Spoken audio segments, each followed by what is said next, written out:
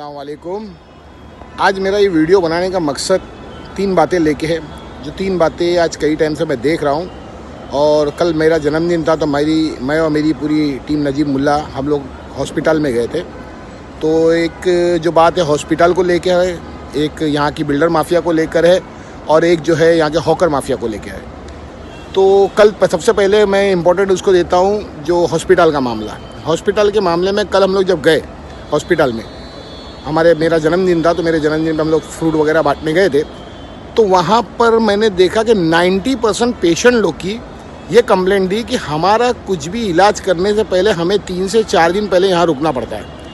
क्योंकि यहाँ पे जब तक अप्रूवल नहीं आता है, जब तक कि यहाँ पे इलाज नहीं होता है, ये पहले हमारे को 2 से 3 दिन एडमिट करके हमारा अप्रूवल के लिए हमारा आधार कार्ड लेके अप्रूवल में डालते। इसके बाद जब अप्रूवल आ जाता है, जब हमारा इलाज होता है। यानी एक एक पेशेंट की ये कंप्लेंट थी। तो मैं ये जानना चाहता हूँ, जब हमारे टैक्सों के पैसे से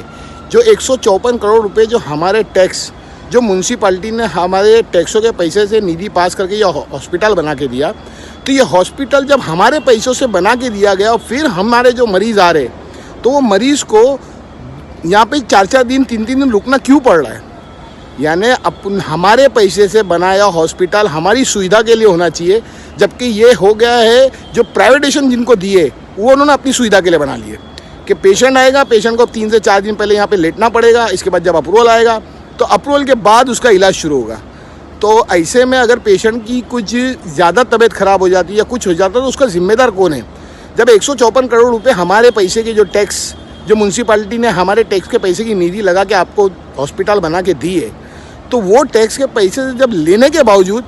ये इस तरीके का जो अंधेर नगरी चल रही है, जो लोग आ रहे हैं और बेचारे 3-3 दिन 4-4 दिन एक इलाज के स्टार्ट होने के लिए लग रहा है, तो ये कहाँ का इंसाफ है? मैं यहाँ के नगर सेवकों को इस चीज़ के लिए बहुत बड़ा जिम्मेदार ठहराता हूँ, चाहे वो किसी भी पार्टी के नगर सेवक हो, लेकिन मैं उनको बहुत बड़ा जिम्मेदार ठहराता हूँ कि सबसे पहले उनको इस चीज़ की आवाज़ उठानी चाहिए कि ये टीएमसी का हॉस्पिटल है।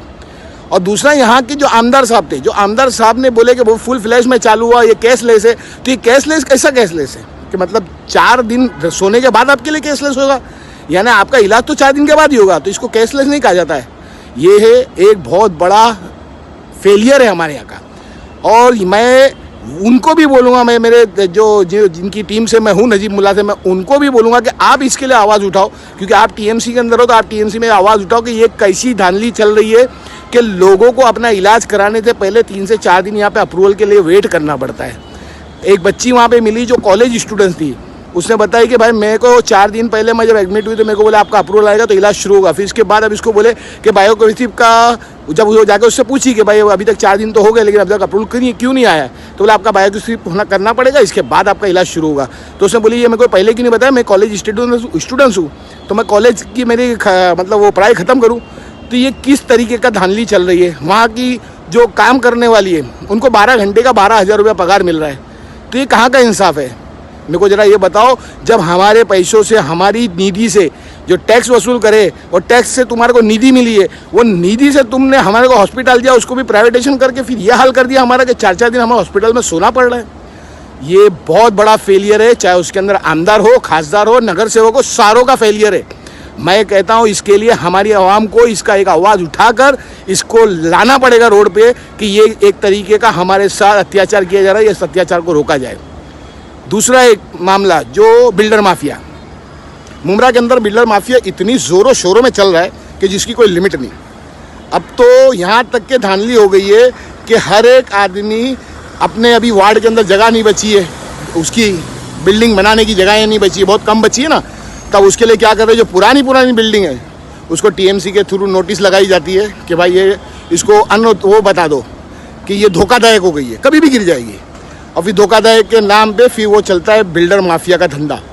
फिर आते हैं उसके अंदर बिल्डर, अब बिल्डर आते हैं, फिर उन लोग से मीटिंग होती है, इसमें सारे लोग मिले हुए, मतलब अधिकारी से लेके नगर सेवक से लेके बिल्डर से लेके हर एक मिला हुआ है। और मिलकर क्या कर रहे हैं कि उसके ऊपर पहले तो नोटिस लगा देती है धोखादायक की, इसके बाद उसके बिल्डर से मीटिंग कराई जाती है, फिर वो बिल्डर बोलता है 1200 रुपये स्क्वायर फुट, 1500 रुपये स्क्वायर फुट पर स्क्वायर फुट आपको देना पड़ेगा, वरना ये बिल्डिंग तो खाली होगी और तोड़ना पड़ेगा।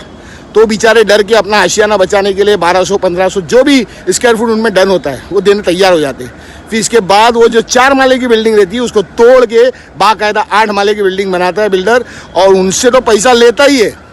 आज एक स्क्वायर फुट का खर्चा टीएमसी में अगर बनाओ तो 1500 से 1700 रुपया खर्चा आता है, तो वो उसका जीबी बना के 1200 से 1500 रुपया कंस्ट्रक्शन कॉस्ट ले लेता है, जो उसका कंस्ट्रक्शन कॉस्ट में उसकी बिल्डिंग तो तैयार हो जाती है, लेकिन जो ऊपर का 4 माला जो एक्स्ट्रा बनता है उसमें सारे लोगों के मजे होते हैं, चाहे उसमें अधिकारी हो, नगर सेवक हो या बिल्डर हो, वो अपने मजे करते हो। जो बिल्डिंग 4 माले की थी उसको तोड़ के 8 माला बनाया जाता है और सारा मुनाफा वो बिल्डर और लोग सब मिल के खाते हैं। तो मैं प्रशासन से ये मांग करूँगा कि अब अगर जो कोई भी बिल्डिंग जिसको तुम धोखादायक साबित करते हो तो उस धोखादायक साबित करने के बाद जितने माले की है उतने माले बनाने के लिए ही परमिशन रखो, उसके ऊपर चढ़ाने की परमिशन मत रखो, क्योंकि ये तो तुम परमिशन दे के बिल्डरों का फ़ायदा करने के लिए नवी स्कीम आई है। हर जगह आज 2024 से ले हमारे यहाँ पे नगर सेवक हो, इसमें चाहे बिल्डर हो, चाहे आमदार हो, चाहे खासदार हो, सारे लोग इसमें जिम्मेदार है। मैं बोलता हूँ कि जब ये बनाते रहते तो जब ये इनको दिखता नहीं है, सब आके बोलते हैं हम अनऑथराइज के खिलाफ है, आप हमारे को भेजो वीडियो, आप हमारे को फ़ोटो भेजो। अरे भाई, मेन रोड के ऊपर 2024 से लेकर 2025 तक के 18 बिल्डिंगें बनी, 18 मेन रोड टच, अंदर की बात ही नहीं कर रहा हूँ। तो आने जाने में आमदार, खासदार, नगर सेवक, अपने टीएमसी का अधिकारी इनको दिख नहीं रहा है, सब दिखता है। जबकि 4 साल से टैक्स लगना बंद है तो भी उनके बिल्डिंगों में पानी की लाइन बराबर आती है, पानी उनको बराबर आता है, भले कब्रिस्तान में पानी नहीं हो, हॉस्पिटल में पानी नहीं हो। ये तो खैर हमारी टीम नजीब मुल्ला ने हॉस्पिटल और कब्रिस्तान के लिए जब बीच में आंदोलन करके पानी का आंदोलन हम लोगों ने किए थे, और पानी के आंदोलन की वजह से ये हुआ कि आज वहाँ पे पानी आ रहा है, क्योंकि जो अलग अलग जो कब्रिस्तान की और टीएमसी की लाइन आई थी उसको जो उसके अंदर से जो लाइन मारी गई थी वो सारी लाइनें कटवा के आज अल्हम्दुलिल्लाह कल मैं जब हॉस्पिटल गया